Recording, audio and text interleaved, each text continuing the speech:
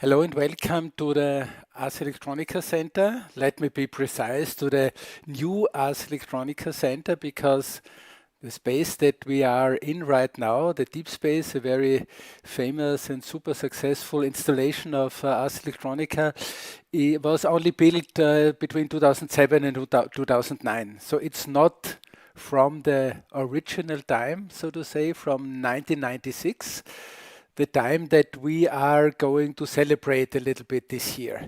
It is 30 years now, precisely in September. It will be 30 years in the week of the festival that the Ars Electronica Center was opened.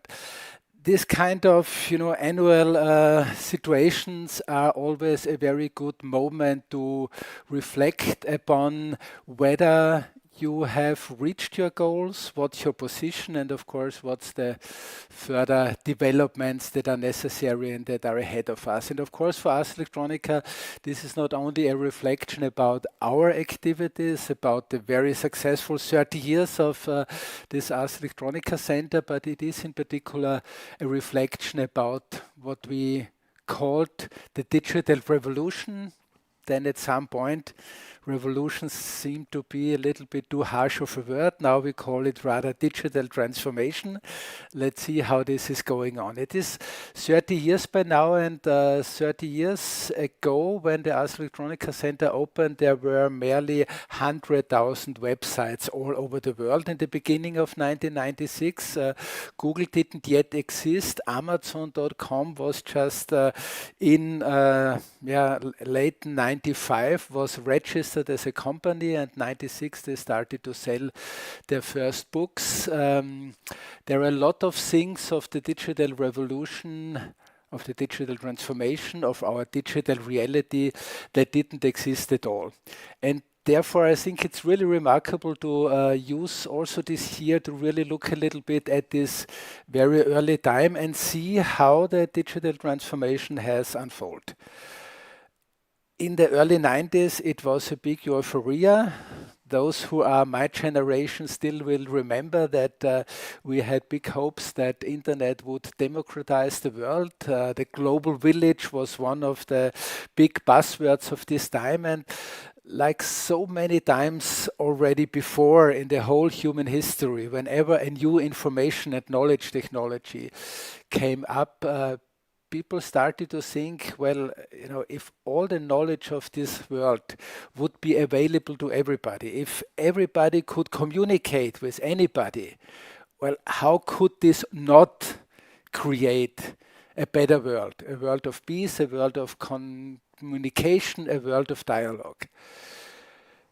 Well, where did it go wrong?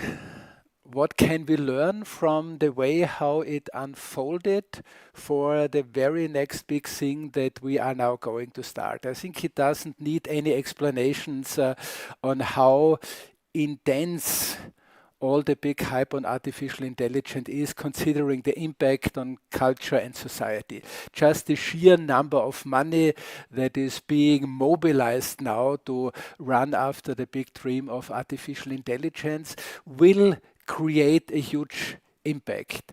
Whether we as a society will be able to steer it this time a little bit better, more careful, more considerate than we have to say we did with the internet, will be not only one of the big questions, but one of the big challenges.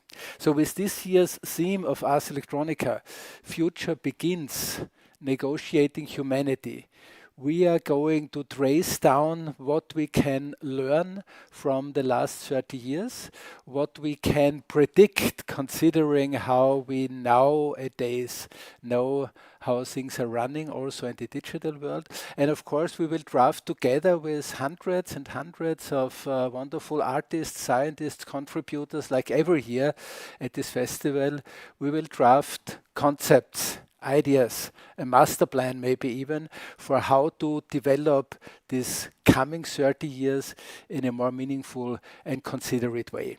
This is something that we are doing on two, so to say, parallel streams this year. So on the one side, we have this as a kind of annual theme, Future Begins for the Ars Electronica Center. We will look back to some of the famous early installations. Just this week, we are kind of bringing back one of the legendary installations of the first Ars Electronica Center in 1996, Humphrey, our flight simulator. If you were at Ars Electronica Center at these years, at the early years, you definitely you remember it was not an airplane or some flying machine that we simulated. It was actually flying like Superman. I mean, of course, considerate the technical limitations at this time. It was, in particular, the computer graphics from our point of view nowadays, of course, quite poor, but it worked. It was a really inspiring prototype, and actually some really sharp people have been very much inspired by this, and they recreated or completely new developed a similar system, a flight simulator where you can now simulate the wingsuit flight, which is one of the probably most spectacular things to do right now. We will also, of course, visit robotics, because robotics is one of the major themes. It's just amazing. I spent quite a while in the recent weeks to really look at all the archives of Ars Electronica, to see through the photos, and it's amazing what type of robotics we had in the early 2000s. Already a robot that was trained with the artificial intelligence algorithm to be able to shoot a ball into the goal on a very nice area. So the first AI robot is almost 25 years since we had it at Ars Electronica. We also will go into this whole area of what it means to create knowledge, to navigate knowledge, to distribute knowledge. I think this is one of the most important things. We are so usually fixated on the devices of this digital era, but what it's really about, of course, is the way how we work with knowledge, how knowledge is accessible, and of course nowadays something that probably is the biggest concern for the coming years is how we manipulate knowledge. What is reality, what is truth? Topics that have been, of course, discussed very often in the recent years of Ars Electronica. So you could say on one side, this topic this year, the theme of Ars Electronica Future Begins, Negotiating Humanity, is, according to our 30 years anniversary, not even a unique theme for this year. It's basically a kind of umbrella, a wording that describes again what Ars Electronica has been doing not only the last 30 years since this Ars Electronica Center opened and we developed our permanent activities, but even more so since 1979 when the first Ars Electronica Festival was founded. And this is on looking and investigating how these new digital technologies are changing culture and society, doing this with the very insight and very interesting way of artistic practice and artistic thinking, and of course always negotiating the position of humanity, of us humans as individuals and society. So with this short overview of our activities, I ask now Veronika Liebl, the overall head and super director of all the activities around Ars Electronica Festival, pre-Ars Electronica, and so on and so on. She will introduce the biggest innovation, the big change of this year. Please, Veronika. Thank you so much, Gerfried. Yes, indeed. After 10 years of Post City and also JKU campus, we are really truly starting a new chapter of the Ars Electronica Festival. 2026 is year one after Post City, and we are truly excited to actually present this year a new festival edition.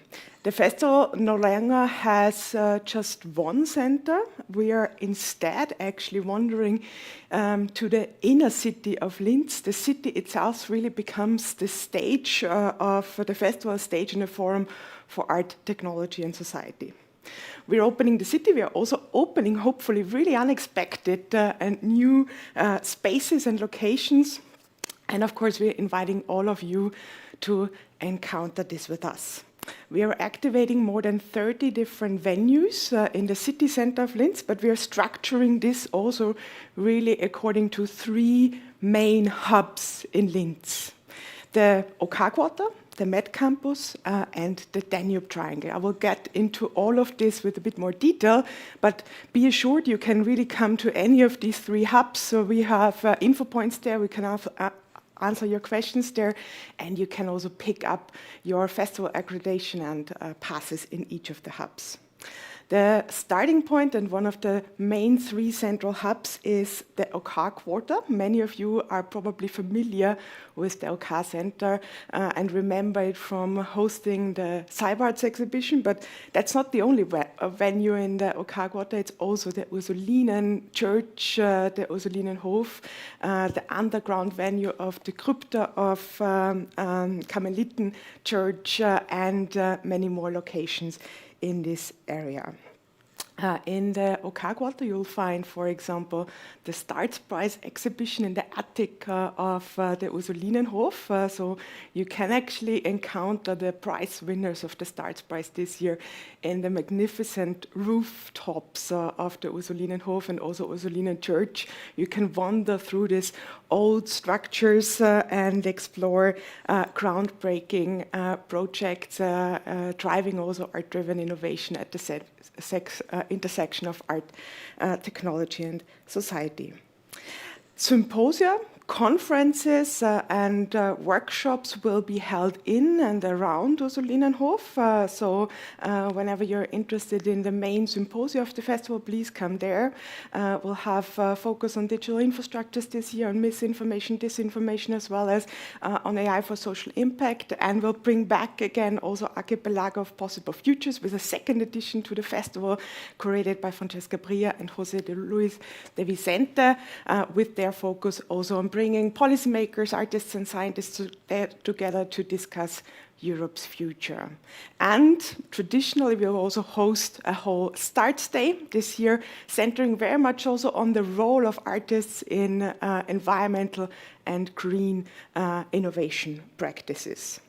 The OK Quarter itself will also be the starting point of our guided tour program, We Guide You, and it will also be the starting point of our absolute highlight this year of a curated exhibition walk. The theme exhibition unfolds, in fact, as a curated walk throughout the city. You're starting at the OK Center, at the OK Place, and then you're wandering into the magnificent Ursulinen Church, also into catacombs of the Krypta of the Karmeliten Church. You're visiting the Priest Seminar, a former educational center for priests in Linz. You're exploring hidden courtyards in Linz, entering also a hospital, the Elisabethinen, and one of the most traditional schools, the Fadinger Schule, celebrating their 175th anniversary this year, as well as cultural venues like the Francisco Carolinum. So this route really invites you not only to explore arts, but the city as a whole, really with maybe venues you have never seen in this light, but also venues you have never been able to access before.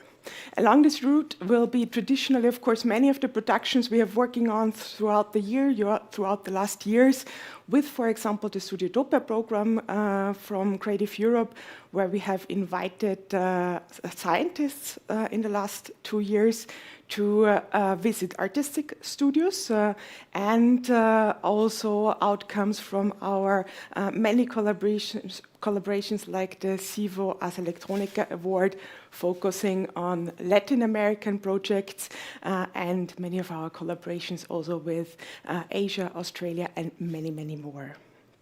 So just a few steps further from this OK Quarter, you will find our next hub, which is the Med Campus of Johannes Kepler University, which you might have visited already in 2024 with an initial also presentation as part of the festival. Here we'll focus this year very much on the interplay of Art and Science, bringing also a couple of arts projects really to the center, which were developed collaboratively between artists and scientists on topics ranging from robotics to medicine, and will fill also the campus this year with the kids, youngsters, and families with our Create Your World Festival. So please be invited. It's in fact free, so you can just pass by, attend the many open labs and participatory stations. Of course, also watch the exhibitions from youngsters of our U19 prize competition. And a special highlight at the Met Campus will be, of course, the research showcase also of the Linz Institute of Technology. Traditionally, the Johannes Kepler University offers a call once per year called the LIT call, LIT call for Linz Institute of Technology, and they're offering their students and staff to invite artists and creatives working on collaborative research and, of course, also on presentations during the Ars Electronica Festival. This is just one of the many programs where you see already how structurally embedded this bridge between art and science is already in Linz, and it's definitely going to be one element not to miss. Let's move forward to the third major hub of the festival, the Danube Triangle. At its core, of course, the Ars Electronica Center, also coming up with a new exhibition, Gerfried mentioned already, and the Ars Electronica exhibition in Ars Electronica Center, as well as the program from our neighbors, the Stadtwerkstatt, and animation lovers will be, of course, also invited to the focus on computer animation and gaming by the University of Applied Sciences Upper Austria, Campus Hagenberg. They will make again a small exhibition in the Atelierhaus Salzamt and stage a full 3 days symposium here in the Ars Electronica Center. By the way, there is still a call for participation open until May 1st, so if you want to participate, there is a research paper strand and an art paper strand. What is not to miss is, as always, this venue here, program in the Deep Space 8K.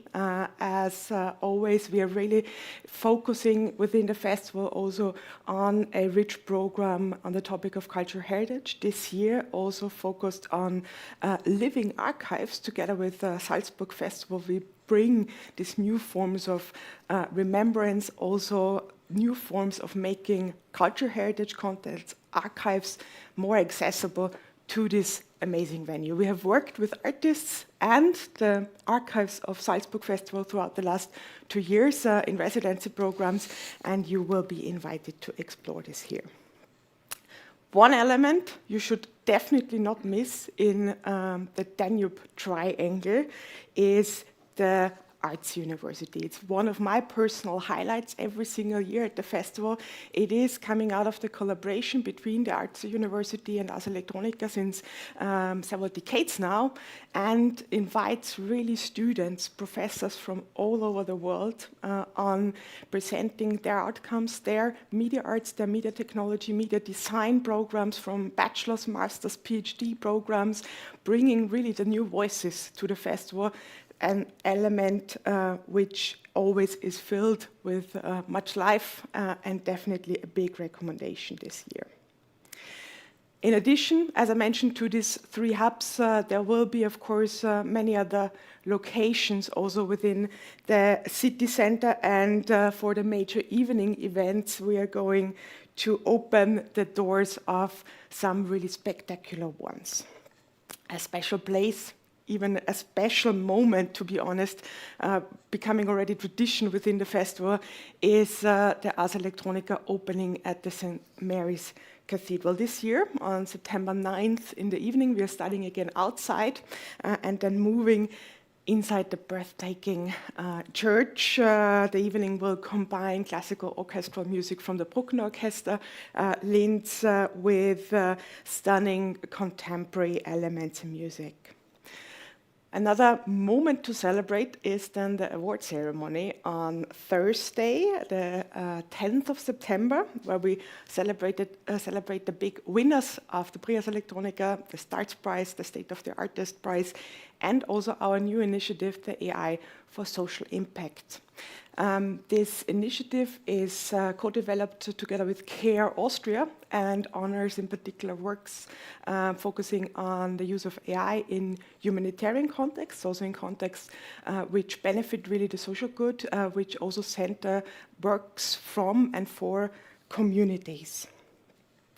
Let's move to the Friday of the festival, and a venue which has been part already decades ago of the festival, and we are centering this year the concert night in the Posthof, becoming really a highlight, mixing contemporary music with participatory formats and technology, and of course then also followed by the Ars Electronica Nightline with DJ sets until the morning hours. I mean, in general, I have to say the whole week will be filled with sonic experiences. Of course, also the iconic SoundCloud on Saturday 12th. Also our collaboration with the Anton Bruckner Private University, the Sonic Saturday, will explore experimental music, sound arts, also different types of performances on the Saturday. It's nearly becoming a festival within the festival.